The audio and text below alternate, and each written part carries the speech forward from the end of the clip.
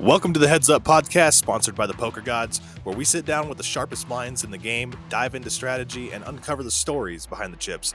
I'm your host, Kasey Orr, and today we've got a special guest who's no stranger to the PLO streets, so that's what we'll be doing, is switching over from No Limit to PLO in this episode.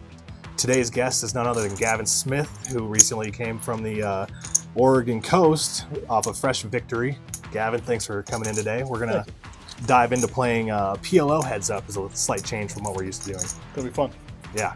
A lot of things that we usually do is No Limit Heads Up, and then we talk about your life, where you're going, where you've been, where your current, pastime playing poker.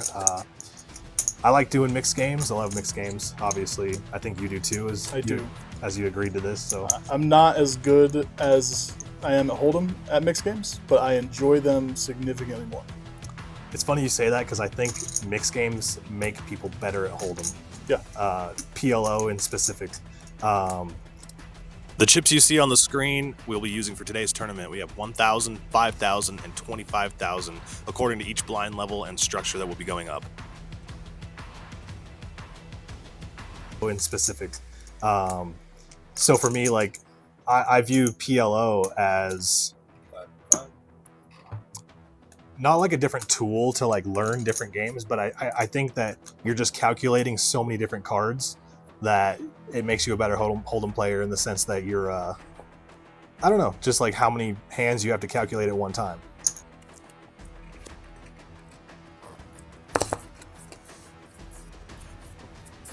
Oh. Check.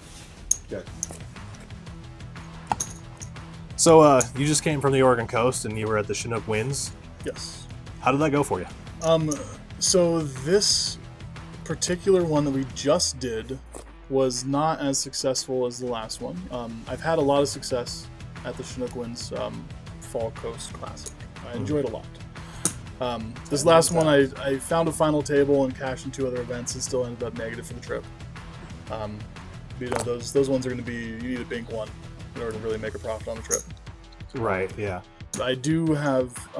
You did bink one though, right? I have binked a couple in the past. There, my favorite is when you go down to something like that and you win the opening event.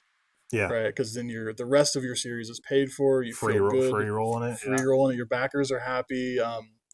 You can report wins right away, and if you fire every single bullet you have allocated, you're still not gonna come out negative. Yeah, exactly. Right. That's 20,000. My favorite there is people like to chop there, and yeah. I like to play down.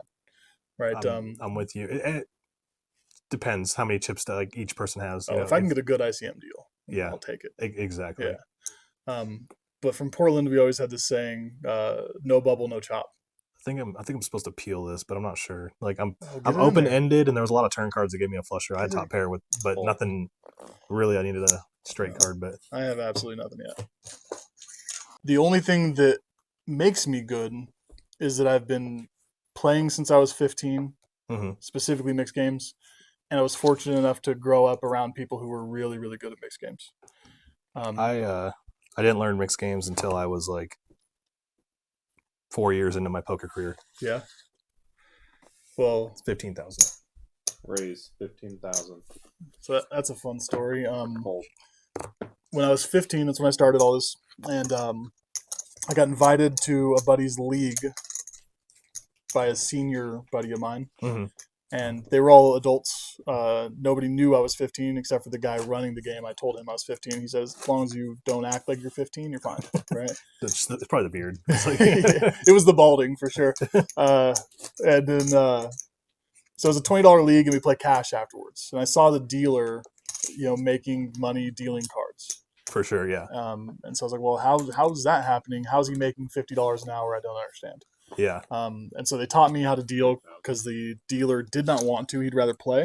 Yep. And so at 15 years old, I started learning to deal PLO 8 before I started learning to deal Hold'em. Okay. That's probably a good game to learn it was great. Your skill set, right? I think the best part about it was I was in high school. I was doing math every day. So learning the math for it and doing the math for it quickly was no problem for me. Gotcha. Okay. And then when I wasn't dealing it, I was playing it. Yeah. So it just became a thing. And PLO 8, I think, is harder for a lot of players, because I see when I play with them, I see them play like just the absolute worst hands that they could. Like Yes. in that game, they view high hands stronger than like Check. low hands. They're in there with like king, 9, jack, right? And like Right. in PLO 8, you're like 13,000. you want like ace deuce 3, like Yeah. one of those, something. Well, I think it's one of those differences where how we talked earlier about having more cards in your hand, playing tighter. Having multiple options to win is similar, right? PLO, you only have the high to win. PLO 8, you have the high and the low to win. It's similar to having more cards in your hand.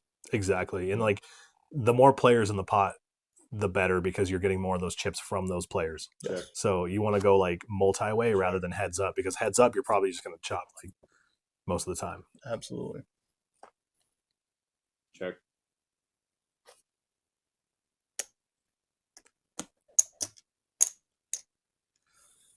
Bet 45,000. I had a pair with a draw and a backdoor flush draw that just never came to fruition, and a straight draw. Really good river. Fold. I was looking for a 4, club on the turn, or a 3. How do you feel about the difference between playing against good players and playing against bad players? And do you have a different distinction between what you feel is a good player and a bad player? Yeah, absolutely. It's funny because I feel like I play better versus better players. Yes. And like, Absolutely. I think people realize that like into their poker careers, like once they become a better player, they're like, well, I can sit at the table with the big boys because like I know what they're doing. Like, right. Like, Right. it becomes the game of like, it's like a war of attrition. That they know, right. But when you're playing against like amateurs, the problem is like they don't know what they're doing. So you don't know if they are Raise 15,000. You don't know if they're raising for value or trying to bluff you, and then like you're put in these weird positions where it's like, Call. I don't know. I feel like it's harder to play against those types of players, like the amateurs who are learning or like who don't know their games. Yes, 100%. I agree with that. It's one thing I've told my coach is the more I learn about poker, the less I feel like I actually know. Exactly. I'm playing against better players. I think they're supposed to be doing this, and you run into the group of 15,000. I don't want to call them bad players because it hurts my heart to say that, but either that's why I say amateurs. Like they're learning certain games. Like they study differently or they don't study. I think the key is that they don't study and like they don't have opportunities enough to play those games that are like relatively available in there. Mhm. So you get these players that play PLO that come in, and the last time they played an event was like a year ago. Yeah. And not to say that they don't know, but it's like they're not touched up on what's going on in the modern age. Like they don't know. Like I would say, like I've looked at charts, but I don't study charts. Like I more realistically like watch videos of people and then go say like, oh, why did they do this? And like I watch players on their theories about why they do the certain things in certain hands, like the pros. I do like the classes. I find those better than I do like the charts. So to answer your question is like, yeah, it's harder to play against people who don't know what they're doing rather than pros. And like I would rather sit down at a table full of pros than not. Absolutely. It's like playing at a place like Wild Horse, where I just came from. Check. Sorry, it's got a signal there. I'm playing at a place like Wild Horse. There's 500 people in the tournament, and I would say the majority of them are amateurs. They're in their 60s and 70s, but they've been playing their whole lives. But they play the style of poker that they play, and they not the new style. Yeah, and it makes it complicated to play against them. I call that intuitional poker. Like they have a hand, they bet it, they got it, they want to win the pot. Like they're never giving up. It's just the problem with that style of poker is people don't really think about like the hands they're losing to. Yes. Like they just think that they have it and they're going to win, and like they're going to force their opponent off the hand. Yeah, it's stressful. Yeah. Like I don't think it's a bad strategy. I think that's just like how they learn the game, and that's how they play the game. Right. Check. I learned really early on to not tap the tank, and so even if I feel like somebody's playing horribly, it's always thank you for coming here, thank you for putting your money in the pot, thank you for giving me a chance to win it. Very rarely will I be put on tilt. And it does happen maybe twice a year where I have a little bit of a blow up. It happens to everybody. Yeah. I'm gonna fold this. I had a lot of backdoors and the worst flush draw. Like, No. Yeah, you were way behind. Fold. yeah, I thought so. Way behind. Not even a pair. They're just, 2 pair and that flush draw, a little bit of everything. so the last time I really went on tilt, I would say like I know when it happened, and like I wouldn't really consider it tilt, but I would consider it just like very aggressively. I was pissed. Like I fired 3 bullets into a main event that at one of the Poker Paloozas, and the first bullet I ran just absolutely like crap. Like I like in the first 40 minutes, first level, I had pocket queens 3 times and pocket kings twice and aces once. Like for a first level, like that's amazing. And I lost 6 out of 7 of those hands to some guy that was playing literally like 6-10 offsuit. Like he would flop a straight, and then the problem was like anytime I raised, he was just in a hand. Like, and it was like 8 consecutive hands in a row, and I was like, "What the fuck is this guy doing?" Like, yeah, I remember the last time I got on tilt, and it was at the Peppermill last time I was out here. It was common spot to. Well, it was in the satellite where it's like a $140 to buy in and an $80 rebuys. For sure, yeah. There was so much crazy play that it was a combination of me feeling like the $80 rebuys were small, and that the field was full of amateurs. So if I built a stack, I could dominate. Take it down, on. yeah. And I just kept getting it in good and kept losing to amateurs who got it in really bad. Going back to my statement earlier, is like amateurs are hard to play against because they don't know what they're doing. Yes, they are. The only other thing that like consistently puts me on tilt are bad dealers or floors. Because I've been dealing for 18 years now, if I have a dealer that is not, it's like if they're unexperienced or they're new and they're learning, totally fine. It's when they have experience and they still are really bad, it frustrates me. When they have that attitude like, oh, I know everything, I'm a good dealer, you can't talk shit to me because I know what I'm doing, but you make so many mistakes. Yeah. I can't handle it. In mixed games, I would say there's bad dealers that kind of irritate me as well as a player. Like, I've been to the World Series, and like having inexperienced mixed game dealers is like, no limit dealers you can live with because everybody knows the rules of like that. But like in mixed games, it's 50,000. In mixed games, it's more like there's so many different like rules and like pot size bets you have to do, and like what cards come first. Call. It's almost like you don't want to police people that in mixed games because it is way harder. Right. Check.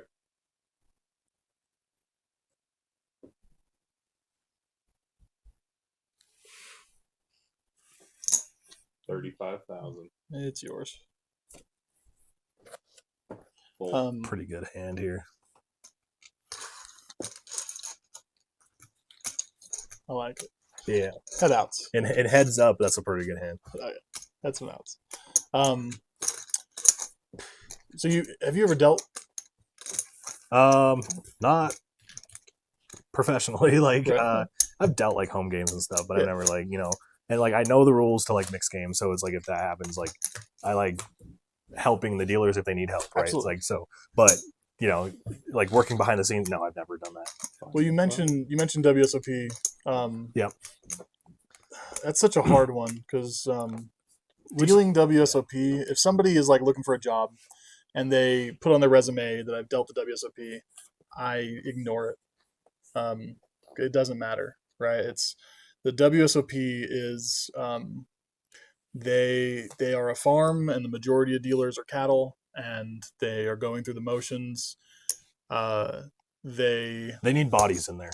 Yeah, 15,000. My big issue with them is that they have, and I could be wrong about the inner workings of this, and I don't mean to offend anybody that's in those inner workings, and that if I'm getting it completely wrong, but this is my feeling on it as a player from the outside looking in. And if this is my opinion on it, either they need to do a better job of educating us of what's happening, because a lot of us feel this way. They partner with a lot of schools who are just there to get the dealers money, and they pass those dealers promising them a job, and they have to get the right numbers out there, and they push these dealers into those roles before they're ready because they're trying to hit a quota. Mm-hmm. and it sucks for the dealer specifically because they think they're good enough to do it, and then they get shit on by players, Yeah. and that's not a good feeling. Yeah, I will say players are very ruthless in Yes. how they treat dealers. And like this kind of goes back to the one thing we 20,000. talked about in another episode, like one of the previous ones in the podcast, is like berating dealers is like something that I frown upon. Like Yeah. you should never blame a dealer. Like, one time in the World Series we had a dealer that was like very inexperienced and people were just ragging on him. Like but I told him, I was like, dude, let's help the guy rather than like freaking yell at the guy, Like it's better to get through this process together as a team, like rather than trying to just because he's just gonna like feel so demoralized. And part of that, like we had a dealer quit on the spot and they had to bring in one of the floor guys and deal at one of our tables. That's rough. Yeah. I will talk shit to a dealer if they have the attitude I talked about, that bravado that is Egotistical. yes. Yeah. That's frustrating. I'll let you get there. I might get there.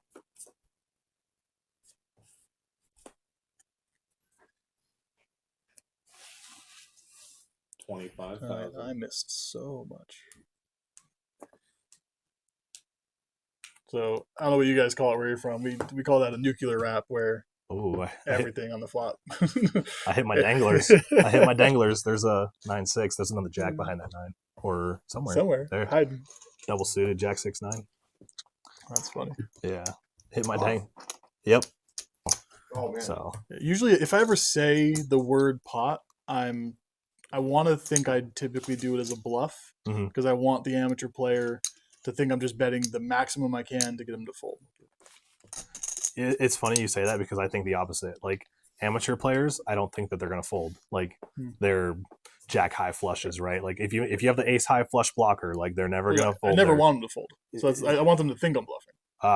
Gotcha. Okay, I was understanding it as the reverse, where you're like trying to bluff them. It's like versus the pros, where it's like I have the ace high blocker. That's where it's like, they know that I potentially have like the ace high flush.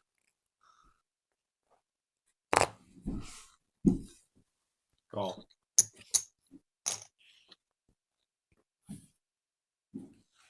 I know that my coach is going to watch this later, 15,000. and I don't study a lot of PLO, and he does. And he's going to rip me to shreds for a lot of this. I guarantee it. Possibly. Yeah. But at the same time, I mean, like, you have to tell him it's like we're 100 big blinds deep, and we're trying to play for like just. We're trying to play for egos here, like it's like. Well, this is going to be a good learning experience. Like when I play online, I'll record my sessions for him, and we'll go over them once or twice a week. And so this is basically going to be that. It's just going to be a recorded session that we're going to go over. Because I'm taking this as seriously as I can. Like I know that we're not playing for money or anything, but I can't play low stakes poker because it's not serious for me. And even though there's no money line here, this is as serious as I've ever played free poker. Right? Because absolutely. Like I would say this, like there's a reputation on the line. Yes. Right? Like you have something to play for. There's absolutely, and I think it goes back to like poker players too in general. Like they just have something about them where they don't like to lose, and absolutely have something that they want to play for. Yes. It's really hard for me to go into a place and play like 25 cent, 50 cent or something crazy, something low like that. And it's not because you can't win money, but it's just like I have a severe lack of respect for money. And that's from playing poker since I was a young age. You have to. I think it was Doyle Brunson that said that you have to have no respect for money to be a good gambler.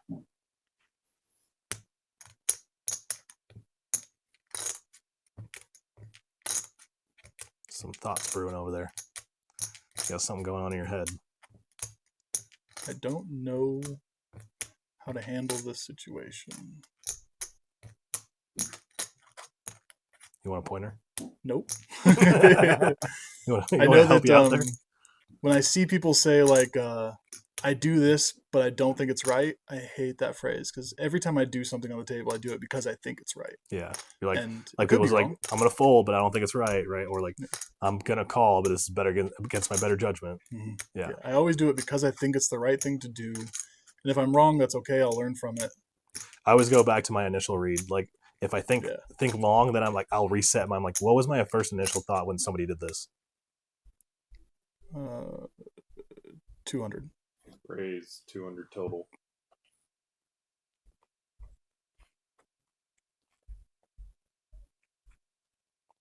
What happens if one of us bust early? How's that hand? Then we just probably what we do is just Start another game? sit at the table and have a conversation. Like, You can start another game. yeah, It's all right. I wouldn't mind starting them. Maybe go 3 rounds, right? Like, Oh, yeah. best 2 out of 3. Yeah. Yeah. Problem is I flop 2 pair, but I don't, and I'm blocking a set. And I have a flush draw, but that bet sizing just like I either have to commit or I have to fold. Like, there's no calling here. It's like That makes me feel good. but I don't have the best flush draw. It's surprising because this is my worst card, which makes sense on that board. When you don't snap call me, I feel good. Fold. Jack 3-9. Yeah, you're way behind. You have a set 10 of 10s. Jacks. Set of jacks. Yeah.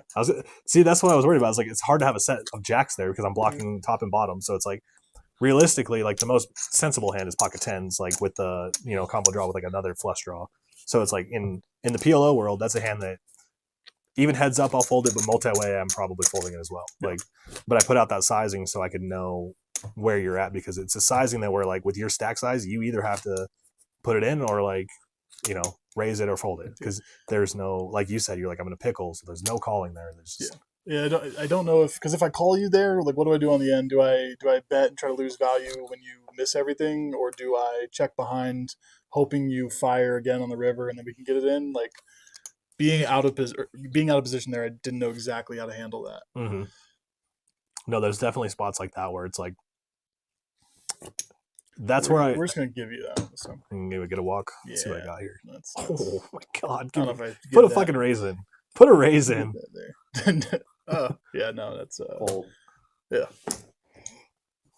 That's one I can't even. Let that hand exfoliate. That's awesome. Come to fruition. Oh man, do you? What's your study? Your poker study life like? It really depends. Like in the moment, like how I'm doing. Like so, it changes from time to time. But my preference is to like hear the opinions of other people and like their success stories, what works and what doesn't work, and then put that theory into practice. So, if like something I'm working on right now is like the small blind theory that I heard where it's like any hand that you have in no limit that's like you're in the small blind 15,000. You should look at that spot as raise or fold, not just call. Like eliminate your calling spot and see if like the hand that you have, because the small blind is a spot where it's like you lose the most EV. So Call. Their theory is that like you either have a raising hand or you have a folding hand. You don't have a calling hand because A, you're in the worst position, and 2, you have to like manage your stack in a spot that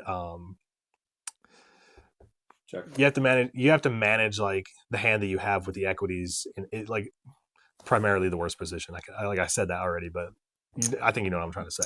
I do. 20,000. I disagree with it a little bit, only because my coach and I are studying blind versus blind a lot right now. And it's a spot that I was very bad at and still probably not as good as I want to be. So I try to play these live series as often as I can. Yep.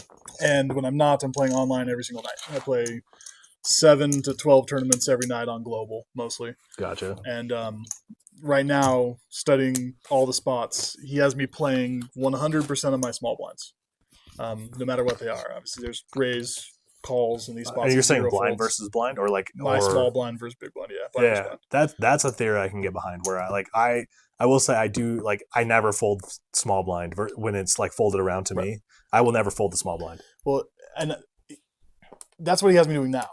There are definitely folds in the range that I will be making down the road, but he wants me to get comfortable playing blind versus blind. So I am playing 100% of them, which is stressful because I feel like I'm doing the wrong thing a lot, or I'm getting myself into spots. But then getting yourself in those spots is learning how to play those post flop, right? So I'm happy he's having me do it. That's a spot where like blind versus blind, I can understand that where you want to keep your range really wide, and you don't want to give a lead to your big blind opponent, like have them fold out worse hands. Yeah.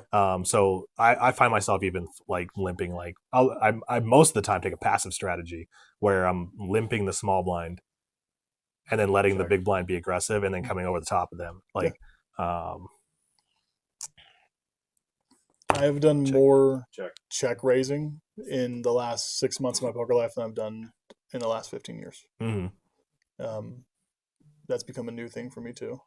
Gotcha. Yeah. Check.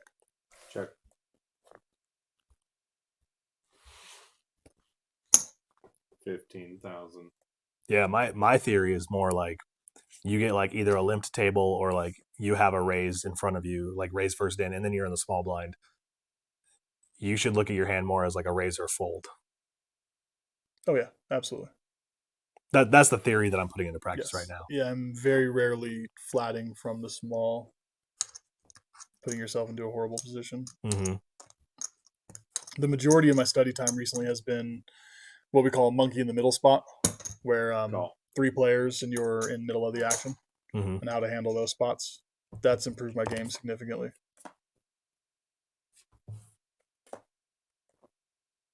Check. I just have a 7. Yeah, I have a 4, but I was confident my queens were good.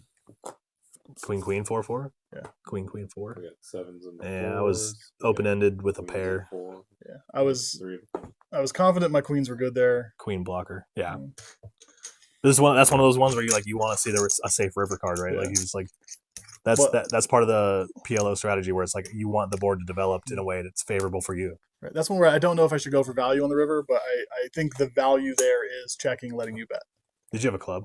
Queen clubs. I think I had the queen of clubs. Or did I have the 10 of clubs? I definitely had the queen clubs. Okay. Yeah. Yeah, if you had the queen of clubs, I think I could see betting there because you're blocking like 25% of the club range. So right, but then what are you calling with that point? That's where I don't know if I get value. I think the value is in letting you bluff. Mm-hmm. Right. Yeah. But maybe I miss value. Maybe a worse 4. Like, I don't see a lot of worse 4s though. Like, no, I see a lot of better 4s. That's for sure. Yeah, you're right. It's like how many hands do you have to call with on that board?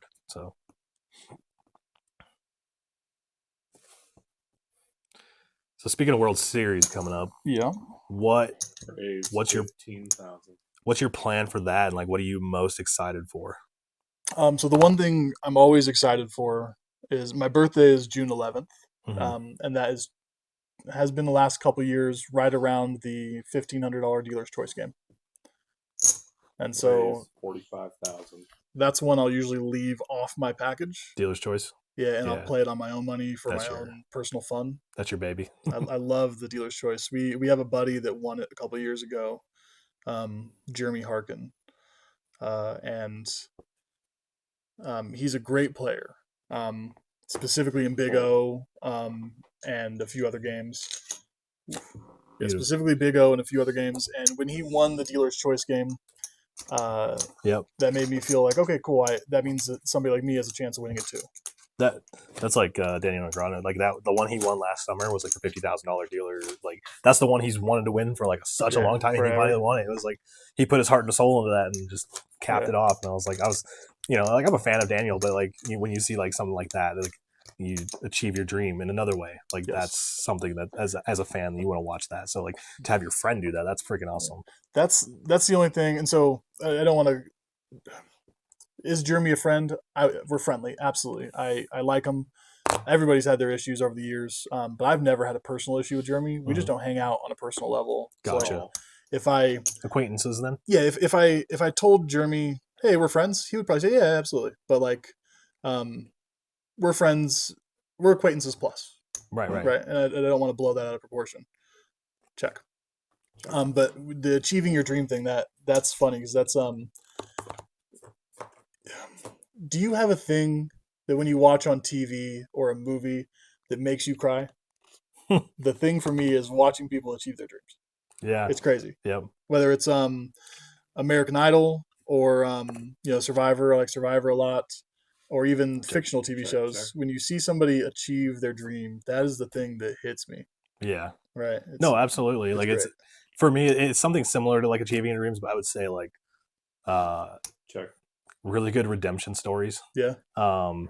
People who just been in the shitter and then all of a sudden like they come out on top because they put in all the hard work from what they've done and like they've been canned and like they've put everything they need to into it. If you don't bet this, I'll be sad.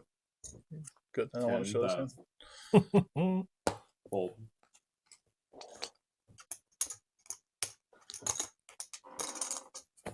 It's not what I was expecting to get there, but I'll just say this: I didn't have much going on there until the back door. I had pocket fives. That's about it. Oh, yeah. So did I. This 10, 5, 5, 4 with 2 hearts. Oh, nice. That's funny. So that's something similar we ran into. Both of the episodes that we filmed previously was like. So the one I filmed with Harley, the bracelet winner, we both had king queen in the hand, and we both turned to straight or river to straight, right? And we were just like, how do we play this hand perfectly to get maximum value from our opponents? And then like, it was like raise, bet, call, like, and then on the river it was like massive bet, and I was like, we have king queen. I was like, but if there was a 4-liner out there, and I'm like, there's a possibility of like ace queen. I'm like, but 15,000. I was like, this pot's probably big enough to where I'm just gonna call it. So I did. I ended up just calling. We chopped it. The other hand was like the last episode. Like Giovanni ran like a god, literally. He has a royal flush. But we ended up with 9-10 in the same hand, and I was like, he just couldn't lose, and I was like, that like I just love having the same hands as people. But like PLO, it's so hard to have the same hand as somebody else. I wouldn't say like there's 2 card combinations you have similar and share, but something like that. Like we both have pocket fives where it's like that's all. Yeah, that's all we had going on in that hand. I think I might have had a gutter on the turn too. I'm not sure. I remember. Oh. Yeah, I didn't have a gutter. I had 10, 5, 5, 4. Check. I think a 10 was my gutter. A jack 9. That would make sense, yeah, because there was queen 8 out there, I think. Yeah, jack 9. Jack 9, 5, 5, I think. Check.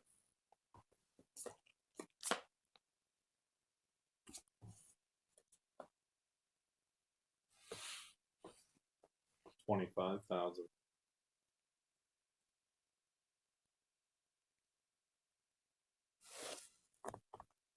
Full. Mystery. Oops, sorry, I threw that a little away from you there. Oh, you're good. Where you got long arms. You're fine. Read this article today. Somebody was writing about dealers and how players treat dealers. Yeah. And they're interviewing a bunch of dealers on Facebook. And they used one of my girlfriend's quotes for it. So that was fun. But it was interesting because I've always been a dealer advocate. So hearing somebody else's perspective on how people treat dealers was interesting. Yeah, yeah. So throwing that away from him, I was like, it's a dick move. You reached it like it was no issue. It was great.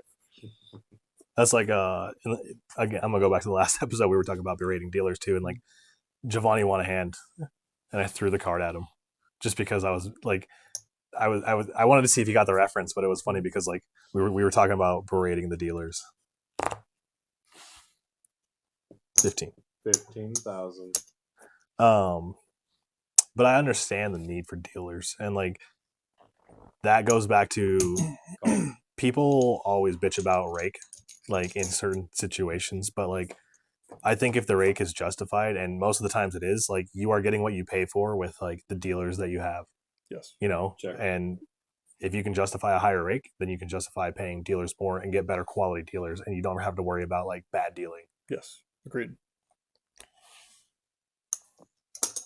15,000.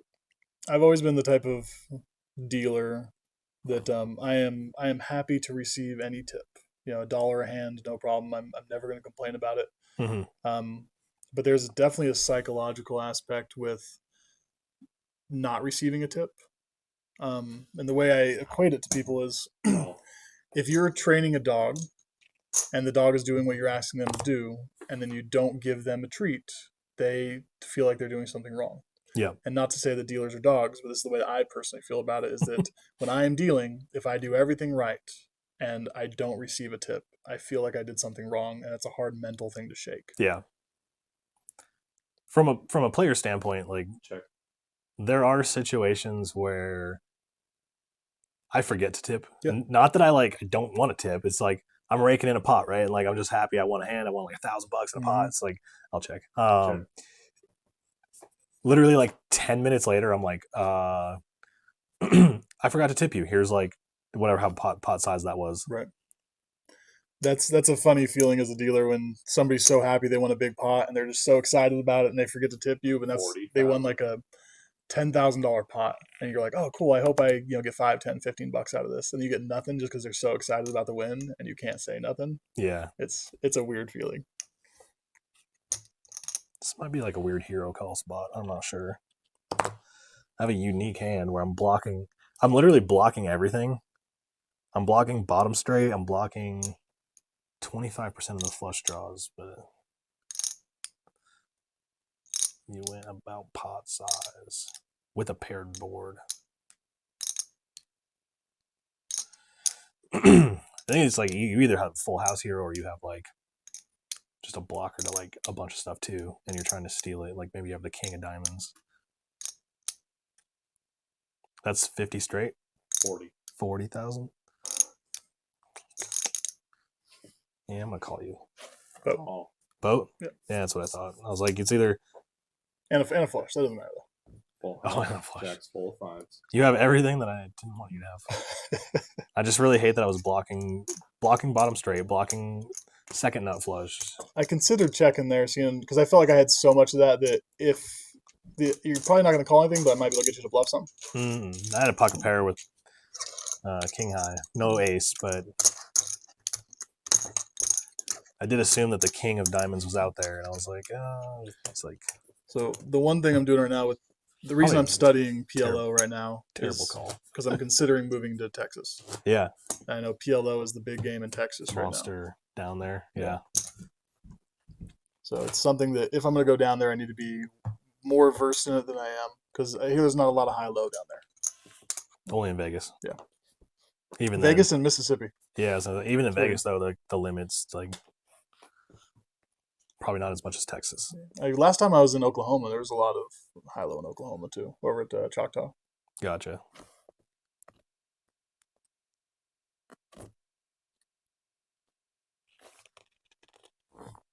Raise 15,000.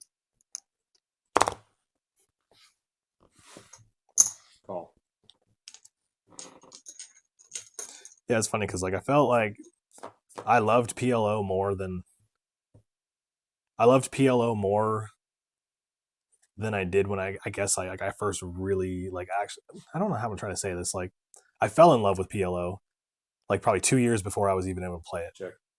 I wasn't sure if that was a check either. Sorry, like I was mid sentence trying to like check, but then like I stopped. Yeah. 20,000. I had zero confidence in that. Yeah. I realized when I got the look, I was like, oh, let me finish that check. Call. Sorry, I didn't mean to interrupt what you were saying. No, it's totally fine. I was trying to figure out how to say it. It was like I fell in love with PLO before I was even able to play it. Oh, nice. Like, so I found ways to like study it and play it like online before I got to play it in person. The first time I saw PLO, I was like, "What? You guys mean you play this high only? Like, what are you talking about?" Yeah. I didn't even know that existed. Because I think I played PLO 8 and Big O before I played PLO. Mm-hmm. Yeah, it's weird. Just there was so much high-low when I grew up. I love when I go somewhere and they're like, "Oh yeah, we've been playing this for 5, 10 years." Like, oh, you guys are behind the times. What are you talking about? What is your favorite mixed game? I really like the 8-game mix at the Nugget during the series. The Nugget does this thing where whatever bracelet event's happening at the series, the Nugget will do a warm-up game the night before, like either a 4 p.m. or a 6 p.m. buy-in for $200. And a lot of people will use it as a satellite into the event at the series. But that 8-game mix is super fun. I also do like the triple draw mix, the Deuce 7, Ace 5, Badoogie. Or not Badoogie. I love some triple draw. That's triple Deuce 7 is my favorite. Like Deuce 7, no limits, wild. Badoogie, yeah. Deuce 7, Ace 5, Badoogie. Raz is the one though. Like that's my killer. Yeah. Do you play like the high-low variants of those, like Badoogie, Badacy? No, those are like I haven't had a chance to play it like in person. 25,000.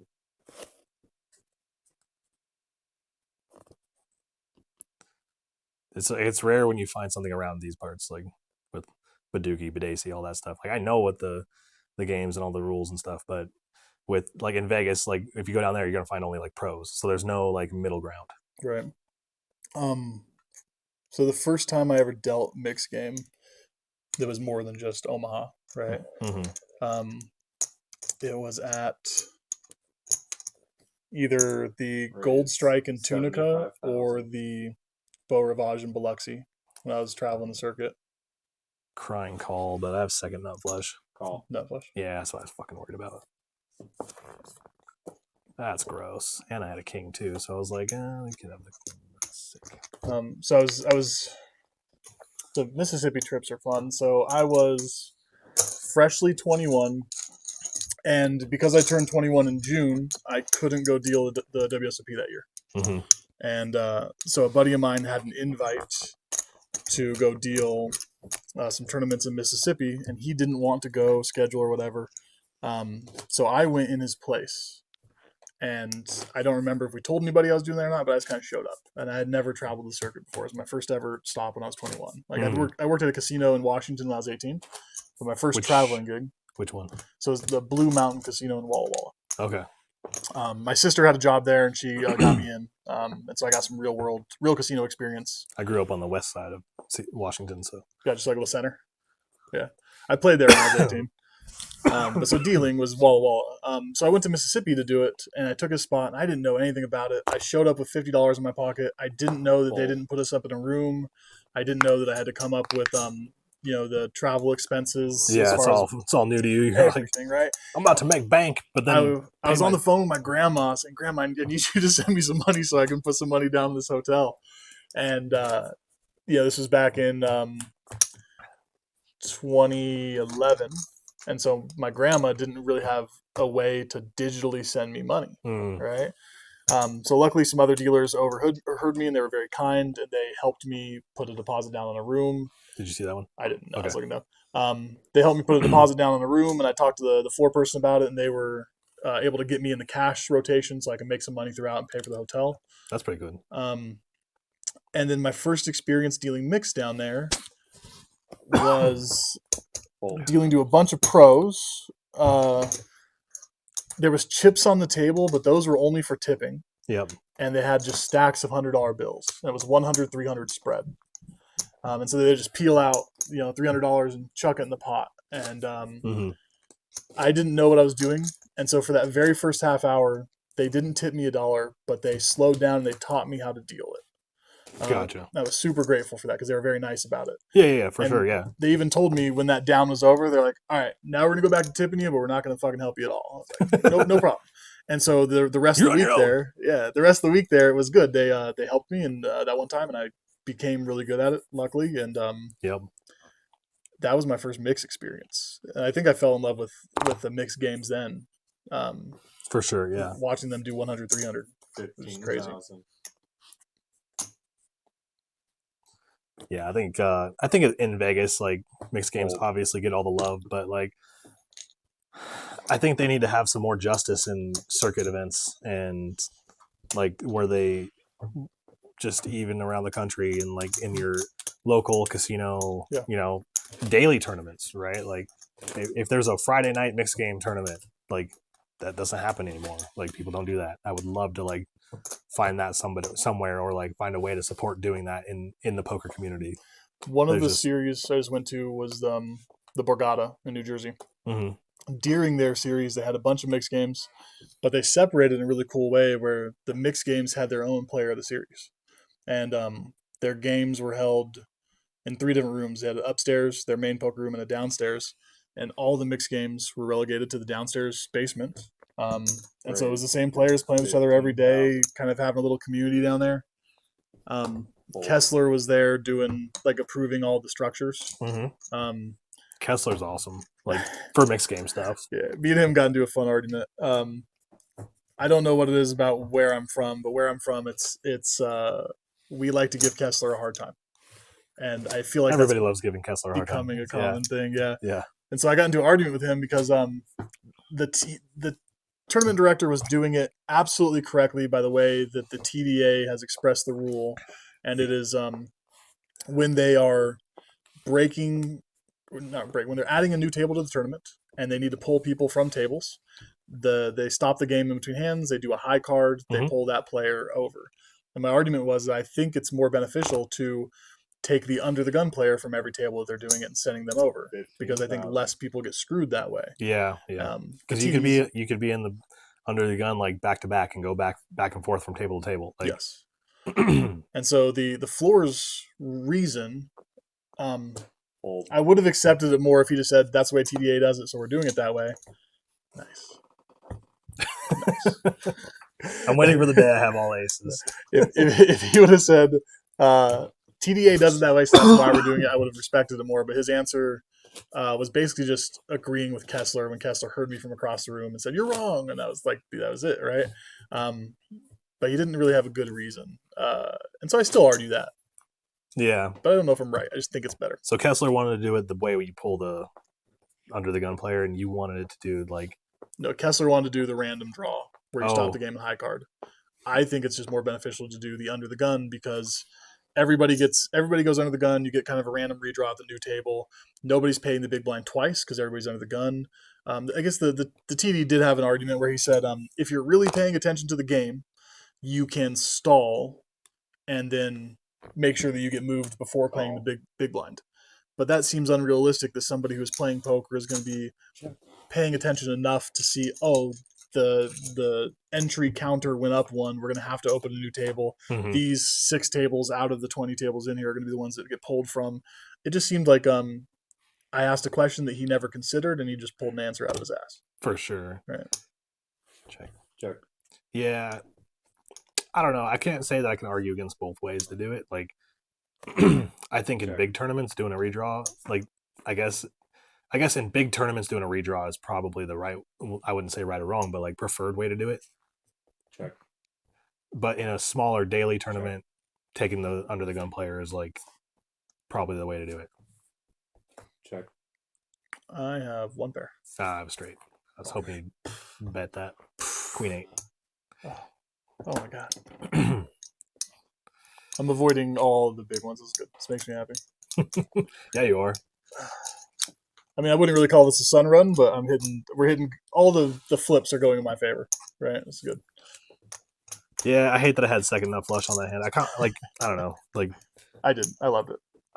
I was doing my usual donk lead on that board, but you probably got max value because I think if you potted it, I would have just like assumed that you had nut flush because I'm like, I had the king of diamonds, didn't have the other one, like the other 2 kings, so I was like, there's definitely 2 king of clubs out there. I'm like, it's gross. But you are a capable player who is capable of bluffing, so I'm like, I gotta think about that too. Like, I'm not capable of bluffing. Amateurs are not capable of bluffing. Like, that's like amateur. I'd probably fold 2 way faster, but you made it such a good sizing where I was like, I can't fold this.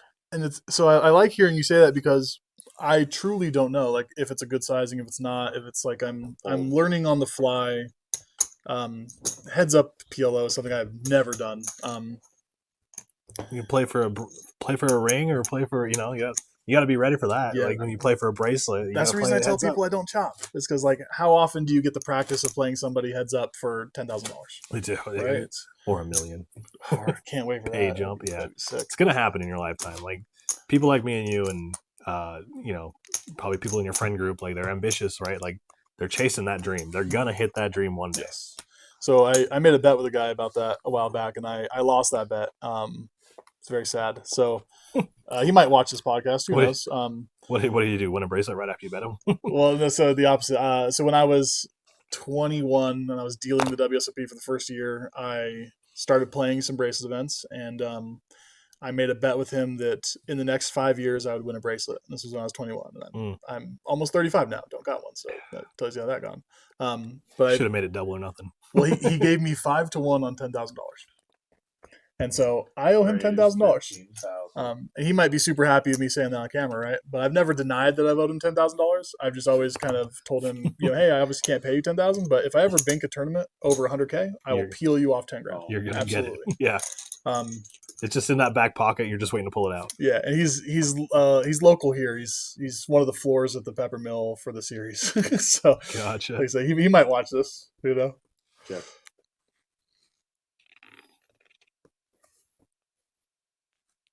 He'll definitely be happy that I put that on camera.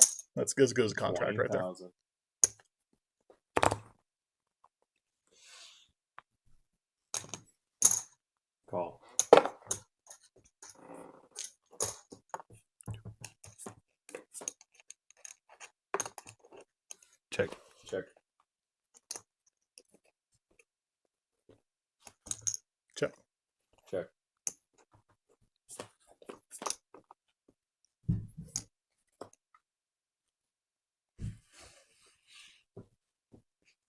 5,000. I was hoping you would check that because I think I'm good.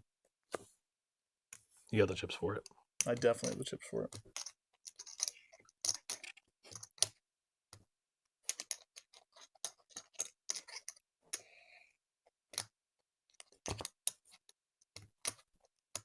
I mean, I'm not beating much, but I am beating nothing. You have an overpair? No. Oh. I was like, an overpair is probably beating most things, but nothing. I mean, just something about it feels fishy. My hope on that turn was checking there was showing a lot of weakness. And that river didn't really do much, but it could give you a weird 2-pair, right? It could give you any 2-pair. you have like ace queen, Yeah. 2-pair. Call. Weird 2-pair. Was it the river? Top and bottom. Okay. Queen deuce? Yep. So, yeah. 2-pair. Queens and 2s. Yeah. Flop ace queen with an open ender. Jack 10. Jack 10? Yeah. Ooh. I was drawing thin then, I guess. King's dad.